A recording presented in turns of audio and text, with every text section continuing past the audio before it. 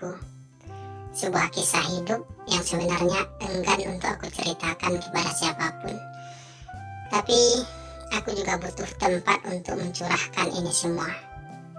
Dan disinilah tempat aku menceritakannya. Namaku Ayu, sebut saja begitu. Aku berasal dari kampung. Aku anak sulung dari 5 bersaudara. Orang tuaku hanyalah petani biasa di kampung. Hidup kami secara ekonomi memang cukup pas-pasan. Karena itu, aku hanya bisa sekolah sampai lulus SMA. Setelah lulus SMA, aku pun meminta izin kepada orang tuaku pergi merantau ke kota untuk mencari pekerjaan. Dan dengan berat hati, orang tuaku pun memberi aku izin. Karena biar bagaimanapun, mereka tidak punya alasan membiarkan aku tetap berada di kampung. Singkat cerita, aku pun akhirnya pergi merantau ke kota saat usiaku masih 19 tahun waktu itu. Aku memang punya kenalan di kota. Namanya Tante Dewi. Dia masih ada hubungan keluarga dengan ibuku.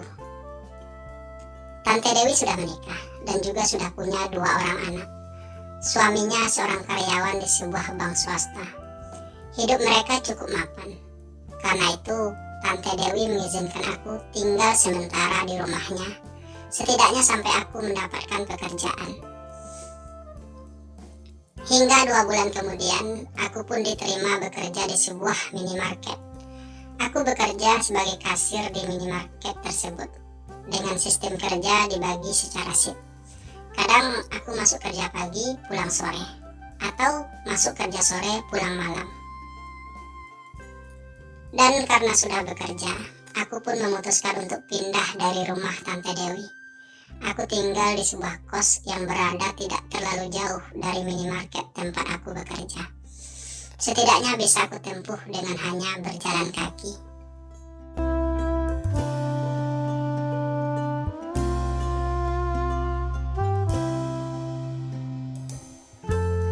Bertahun-tahun aku bekerja di minimarket tersebut. Semua berjalan dengan sangat baik. Aku bisa mengirimkan sebagian gajiku kepada orang tuaku di kampung untuk membantu biaya sekolah adik-adikku dan juga untuk biaya hidup mereka sehari-hari. Kehidupanku berjalan dengan rutinitas yang sama hampir setiap harinya. Aku mencoba menikmati semua itu. Aku berusaha bekerja sebaik-baiknya agar aku bisa bertahan hidup di kota besar ini. Sampai pada suatu kesempatan, aku bertemu dan berkenalan dengan seorang laki-laki. Namanya Mas Danang. Kami bertemu dan berkenalan karena Mas Danang sering berbelanja di minimarket tempat aku bekerja. Mas Danang seorang laki-laki yang usianya terpaut cukup jauh dariku. Saat itu aku masih berusia 23 tahun, sedangkan Mas Danang sudah berusia 30 tahun lebih. Awalnya, aku mengenal Mas Danang hanya sebagai pelanggan biasa. Namun, lama-kelamaan kami menjadi akrab dan dekat. Mas Danang sangat baik padaku. Ia penuh perhatian. Semakin lama mengenal Mas Danang, aku semakin merasa suka padanya. Aku merasa nyaman saat bersamanya. Apalagi secara fisik, Mas Danang memang cukup menarik. Wajahnya lumayan tampan dengan postur tubuh yang gagah dan terlihat kekar. Sampai akhirnya Mas Danang pun mengungkapkan perasaannya padaku. Ia mengaku kalau ia telah jatuh cinta padaku dan ingin menjalin hubungan yang serius denganku. Dengan perasaan bahagia, aku pun menerima cinta Mas Danang waktu itu. Aku menerimanya karena aku juga mencintainya. Dan kami pun akhirnya berpacaran. Tak sampai 3 bulan pacaran, Mas Danang pun memutuskan untuk segera melamarku. Meskipun sebenarnya aku belum begitu siap akan hal tersebut. Namun mengingat usia Mas Danang sendiri sudah lebih dari 30 tahun waktu itu, dan karena aku juga sangat mencintai Mas Danang, Aku pun menyetujui permintaannya tersebut. Aku mengajak Mas Danang untuk menemui orang tuaku di kampung dan menyampaikan keinginan kami kepada mereka. Tentu saja orang tuaku sangat setuju akan hal tersebut. Biar bagaimanapun, selama ini mereka cukup khawatir melepaskan aku hidup sendirian di kota. Dengan menerima lamaran Mas Danang dan menikah dengannya, akan membuat kekhawatiran orang tuaku jadi sedikit berkurang, karena aku sudah punya suami yang akan selalu menjagaku. Setidaknya begitulah alasan orang tuaku untuk menerima lamaran Mas Danang. Dan dengan acara yang cukup sederhana, aku dan Mas Danang akhirnya menikah. Aku menikah di kampung halamanku seperti yang diinginkan orang tuaku. Mas Danang sendiri adalah seorang yatim piatu. Kedua orang tuanya sudah lama meninggal. Satu-satunya keluarga yang ia punya ialah kakak perempuannya yang juga sudah menikah dan punya 2 orang anak. Mas Danang bekerja sebagai seorang asisten manajer di sebuah perusahaan swasta. Secara ekonomi, kehidupan Mas Danang memang sudah sangat mapan. Itu juga yang menjadi salah satu alasan mengapa Mas Danang ingin segera menikah. Setelah menikah, aku dan Mas Danang pun tinggal serumah. Sebuah rumah yang Mas Danang beli sendiri dari hasil kerja kerasnya selama ini. Sebuah rumah yang cukup megah dengan perabot yang lengkap dan mewah. Meskipun sudah menikah, Mas Danang tetap memperbolehkan aku untuk bekerja seperti biasa. Ia ingin aku tetap punya kesibukan daripada hanya berdiam diri di rumah. Karena Mas Danang sendiri juga sibuk bekerja dan jarang berada di rumah, terutama saat siang hari. Hingga setahun kami menikah, kami pun dikaruniai seorang anak laki-laki. Kebahagiaan kami kian terasa lengkap. Hari-hari kami menjadi lebih bermakna dan penuh warna. Karena masih tetap bekerja, kami pun mempekerjakan seorang babysitter untuk menjaga anak kami saat kami sedang bekerja. Dan begitulah kehidupan yang kami jalani selama bertahun-tahun. Aku merasa bahagia dengan semua itu. Aku juga masih bisa terus mengirimkan uang kepada orang tuaku di kampung. Dan Mas Danang sangat mendukung hal tersebut.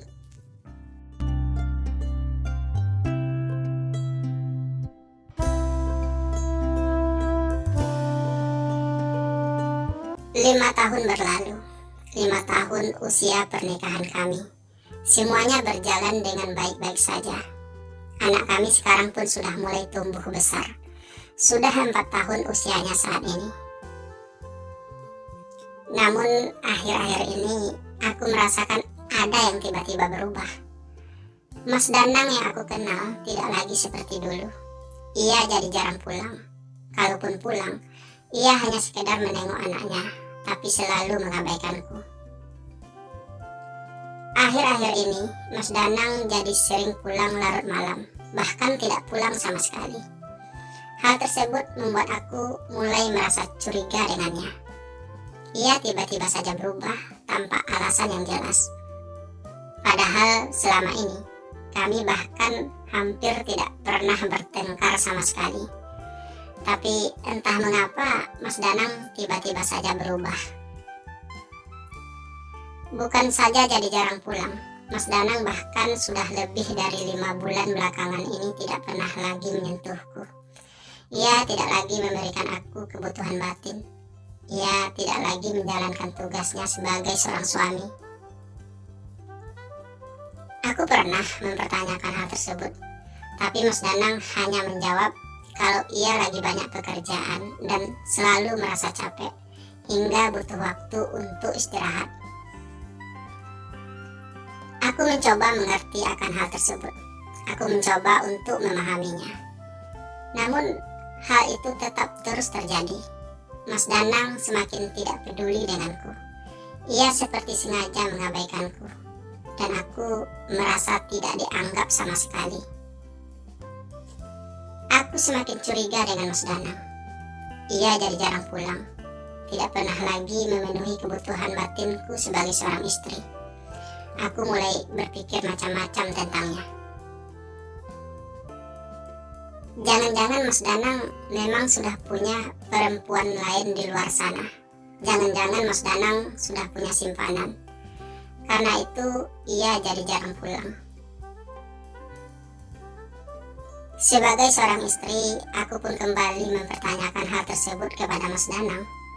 Tapi sekali lagi, Mas Danang seperti enggan untuk membahas hal tersebut. Ia selalu menghindar setiap kali aku membicarakan tentang perubahannya itu. Aku jadi semakin penasaran.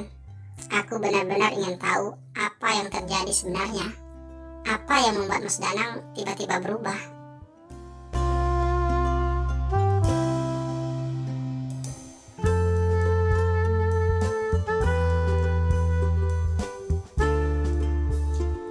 Karena merasa penasaran dan selalu dihantui perasaan curiga, aku pun memutuskan untuk mulai mencari tahu akan hal tersebut.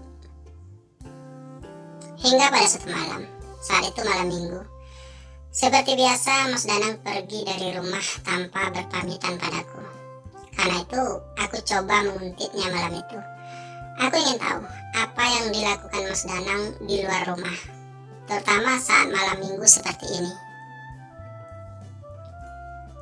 Dengan menaiki sebuah taksi, aku mengikuti mobil Mas Danang. Aku mengikutinya dengan tetap menjaga jarak, karena aku tidak ingin Mas Danang tahu, dan itu pasti akan membuatnya marah. Aku melihat Mas Danang berhenti di depan sebuah gedung apartemen, tapi ia tidak keluar dari mobilnya. Sampai seorang laki-laki muda menghampiri mobilnya, dan langsung masuk ke dalam mobil Mas Danang. Oh, ternyata aku yang terlalu berprasangka. Itu hanya seorang laki-laki, dan mungkin saja hanya teman kerjanya. Tak lama kemudian, mobil Mas Danang kembali meluncur di jalanan. Aku kembali meminta sopir taksi untuk mengikuti mobil tersebut. Setelah beberapa saat, mobil Mas Danang kembali menepi. Kali ini, ia parkir di depan sebuah restoran mewah. Mas Danang turun hampir bersamaan dengan laki-laki temannya tadi. Kemudian mereka pun melangkah masuk ke dalam restoran. Mungkin mereka sedang membicarakan tentang pekerjaan mereka di restoran ini. Pikirku membatin. Aku mencoba menunggu di dalam taksi. Aku masih penasaran. Mengapa mereka hanya makan malam berdua? Apa nggak ada teman kerjanya yang lain yang ikut makan bersama mereka? Aku memperhatikan dari kejauhan. Aku dapat melihat dengan sayup-sayup mereka berdua duduk saling berhadapan sambil menikmati makanan mereka. Dan aku juga bisa melihat kalau mereka mengobrol terlihat sangat akrab.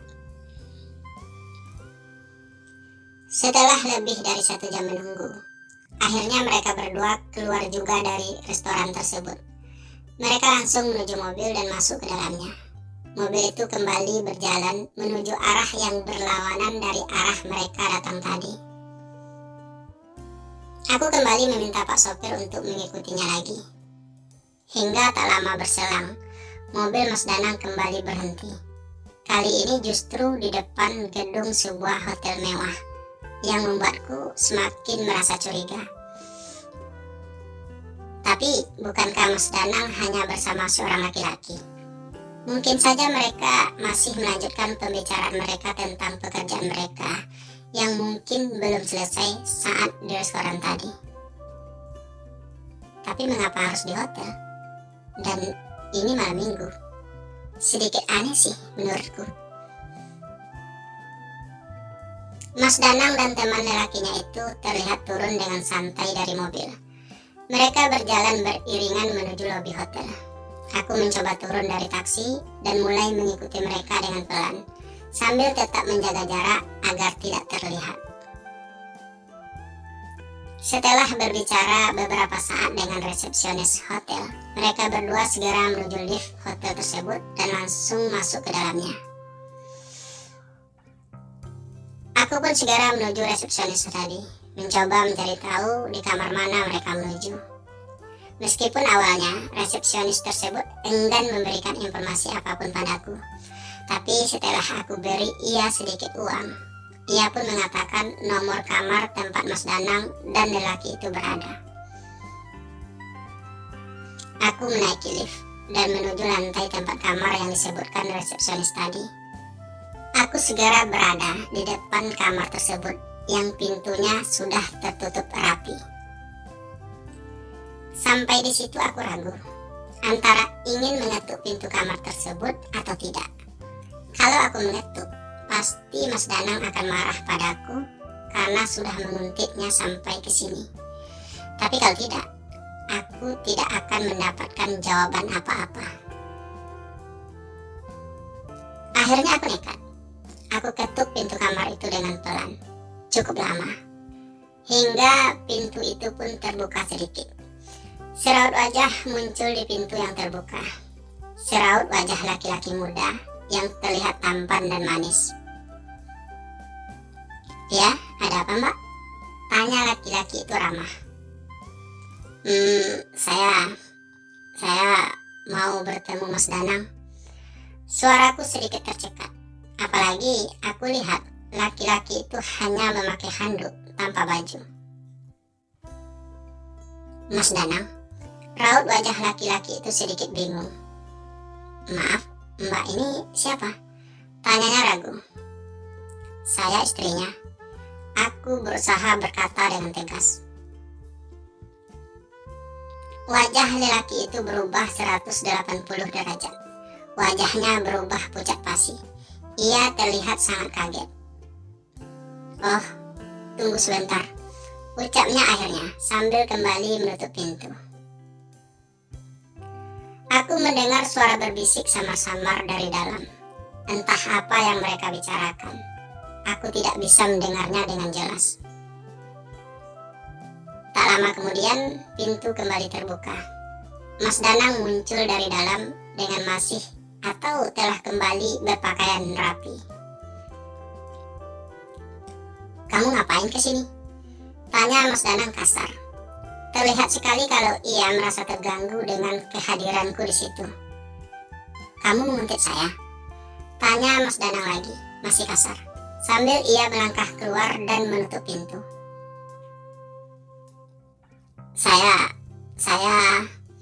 Aku terbata, tak tahu harus mengatakan apa. "Kamu bikin malu saya aja, ayo pulang," ucap Mas Danang kemudian, mengabaikan keterbataanku.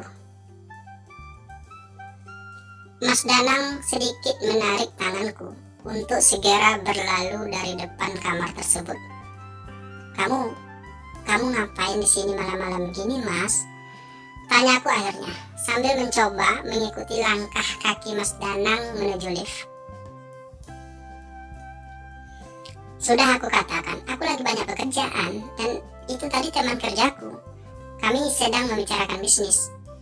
Kamu datang-datang bikin ribut aja," balas Mas Danang. Suaranya masih terdengar sangat kesal. "Kalau memang tentang pekerjaan, mengapa harus di hotel? Malam-malam lagi. Dan kenapa kamu gak lanjut aja? Kenapa harus pulang?" Aku meluahkan semua pertanyaan yang ada di pikiranku saat itu. "Udahlah, kamu gak bakal ngerti," balas Mas Danang tajam. "Lagi pula, bagaimana kami melanjutkan urusan kami kalau kamu tiba-tiba datang mengganggu? Perasaan teman saya jadi tidak enak. Jadi lebih baik kita pulang sekarang," lanjut Mas Danang masih kasar. Kami sampai keluar hotel. Lalu kemudian Mas Danang terus melangkah menuju tempat parkir. Saya pulang naik taksi aja. Kali ini suaraku sedikit ketus karena merasa kecewa dengan sikap Mas Danang barusan. Lagi pula, aku jadi malas satu mobil sama Mas Danang saat ini. Sikapnya benar-benar aneh.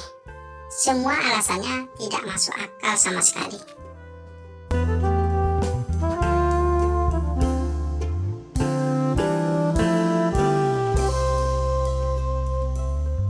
Sejak kejadian malam itu, hubunganku dengan Mas Danang kian berantakan. Kami bahkan sudah tidak lagi saling tegur sapa. Mas Danang juga semakin jarang berada di rumah. Ia semakin mengabaikanku. Hingga pada suatu saat, aku terpaksa harus pulang kampung karena aku mendapat kabar kalau ibuku sedang dirawat di rumah sakit. Aku terpaksa pergi malam-malam karena kondisi ibu yang kian parah.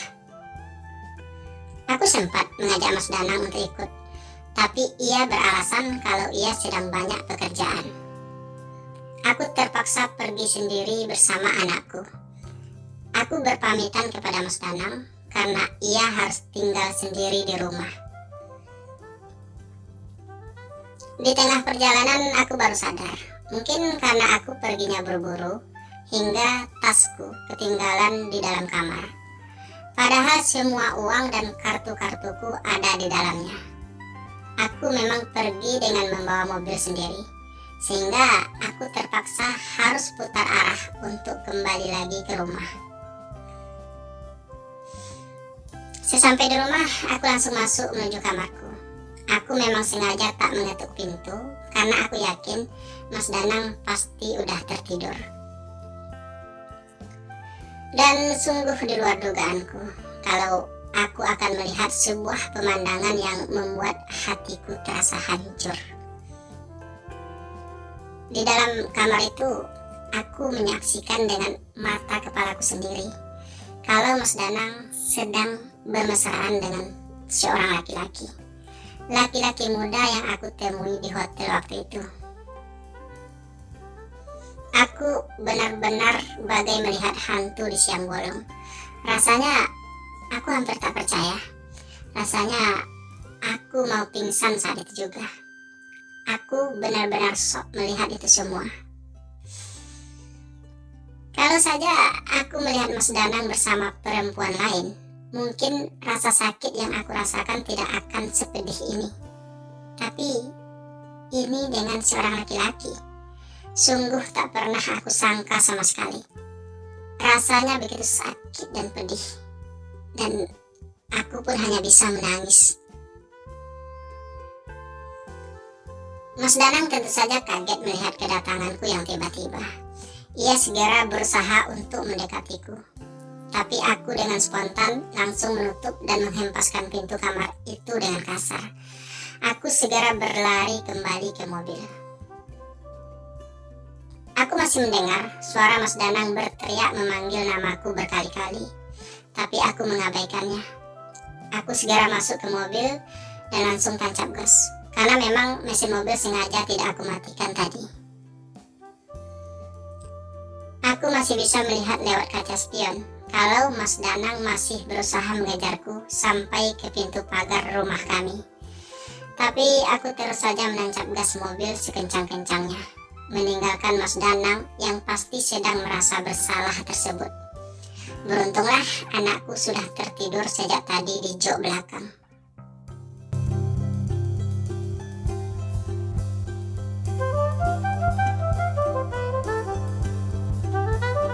Sejak kejadian malam itu, aku tidak pernah lagi kembali ke rumah itu.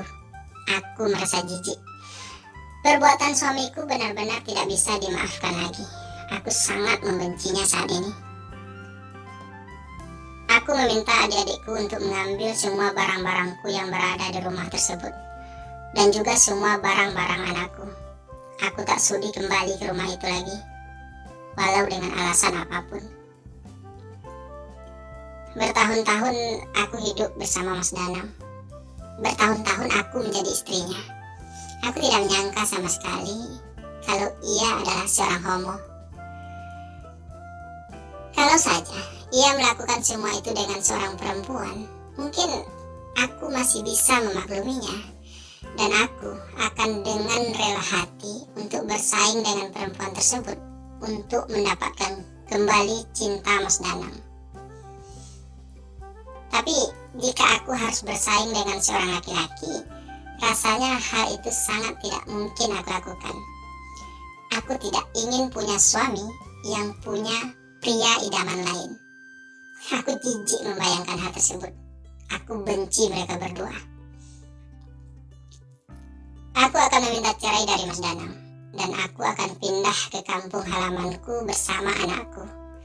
Tidak akan aku izinkan sedetik pun Mas Danang untuk menemui anakku.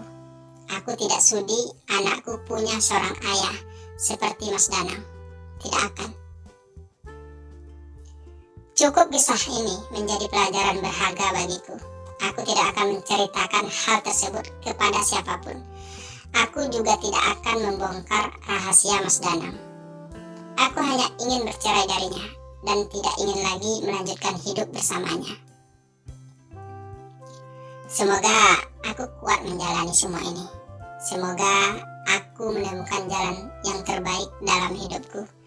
Dan semoga aku mampu membesarkan anakku meski tanpa seorang suami. Ya, semoga saja.